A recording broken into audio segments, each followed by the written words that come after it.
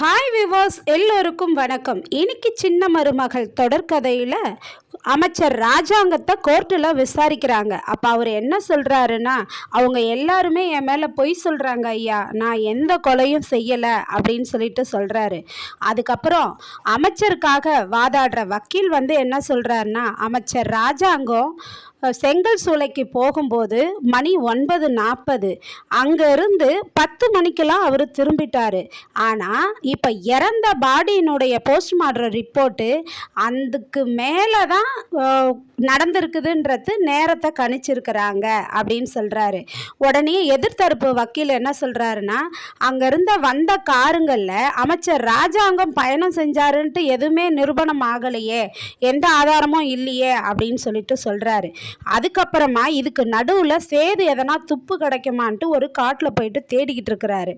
அதுக்கப்புறம் ஜட்ஜி என்ன சொல்கிறாருன்னா, எல்லாரையும் விசாரிச்சிட்ட பிறகு ஜெனி கொடுத்த வாக்குமூலத்தின்படியும் ஜெனியோடைய அப்பா தாமஸும் அமைச்சர் ராஜாங்கமும் நாங்கள் 2 பேரும் சேர்ந்து தான் கொலை பண்ணோம் அப்படின்ற வாக்குமூலத்தின்படியும், அடியாட்கள் எல்லாருமே தாமஸும் ராஜாங்கமும் சேர்ந்து தான் எங்களை கொலை பண்ண சொன்னாங்க அப்படின்ற வாக்குமூலத்தின்படியும், அதுவும் இல்லாமல் அமைச்சர் ராஜாங்கம் நான் கொலையே பண்ணலை அப்படின்னு அதுக்கு உண்டான ஆதாரத்தை உறுதி செய்யாத பட்சத்திலையும் அவருக்கும் தாமஸ்க்கும் அமைச்சர் ராஜாங்கத்துக்கும் ஆயுள் தண்டனையும் 1 லட்சம் ரூபாய் அபதாரமும் அளித்து இந்த தீர்ப்பு வழங்குகிறது அப்படின்னு சொல்லிட்டு ஜட்ஜி தீர்ப்பு கொடுத்துட்றாருங்க.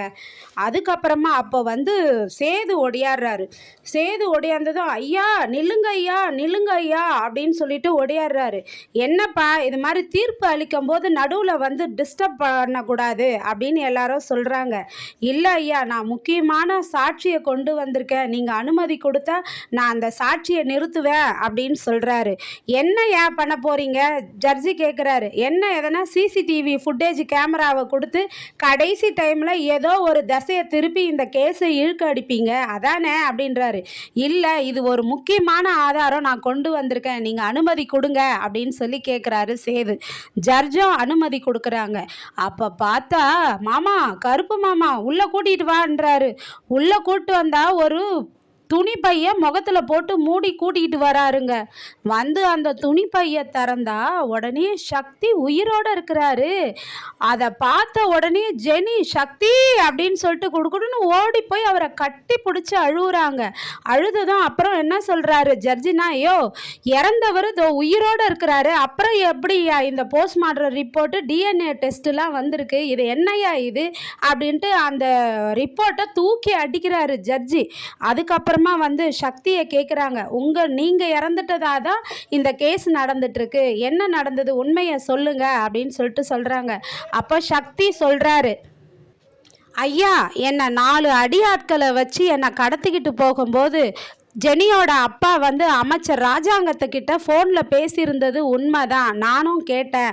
அதுக்கப்புறம் என்னை ஒரு செங்கல் சூளைக்கு இழுத்துட்டு போனாங்க. அப்போ நான் தாமஸ் கிட்ட கேட்டேன், எதுக்கு ஐயா என்னை இப்படி பண்ணுறீங்க, எங்களுக்கும் அமைச்சர் ராஜாங்கத்துக்கும் என்ன சம்மந்தம் இருக்குது, ஏன் அவர் இது மாதிரி பண்ணுறாரு அப்படின்னு கேட்டேன்.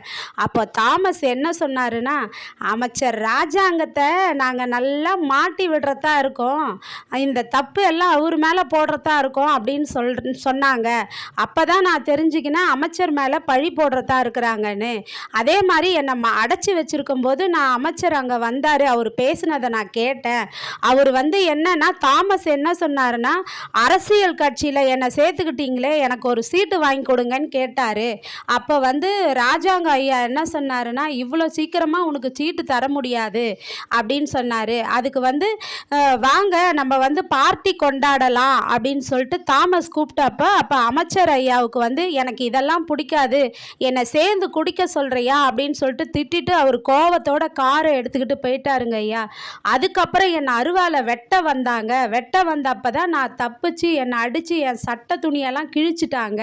அப்போ கிழிச்சிட்டு அவங்க கிட்ட இருந்து தப்பிச்சு நான் ஓடி போயிட்டேன். ஓடி போய் காட்டுக்குள்ளே ஒரு மொட்டை கிணறுல விழுந்துட்டேன். 2 நாளாக அந்த கிணத்துல தான் நான் இருந்தேன். பாம்பு பூரா எல்லாம் இருந்தது. அந்த கடியிலையும் நான் என்னை காப்பாற்றுங்க காப்பாற்றுங்க நான் கத்திக்கிட்டு இருந்தேன். கத்திக்கிட்டு இருக்கும்போது என்னை சேது அண்ணன் தான் வந்து அங்கேருந்து என்னை காப்பாற்றி கூட்டிகிட்டு வந்தார் அப்படின்னு சொல்கிறாரு சக்தி. அதுக்கப்புறம் நாளைக்கு இதெல்லாம் கேட்டு யாராருக்கெல்லாம் இது பனிஷ்மெண்ட்டு நடக்க போகுதுன்னு நாளைக்கு கோர்ட்டில் பார்க்கலாங்க. ஆனால் இதுக்கெல்லாம் காரணம் யாருன்னா நீதிமானை கொண்டு வந்து நிறுத்துறாருங்க. நீதிமானை நிறுத்தும் போது அப்படியே பார்க்குறாரு அமைச்சர் ராஜாங்கம், அடப்பாவின்னு.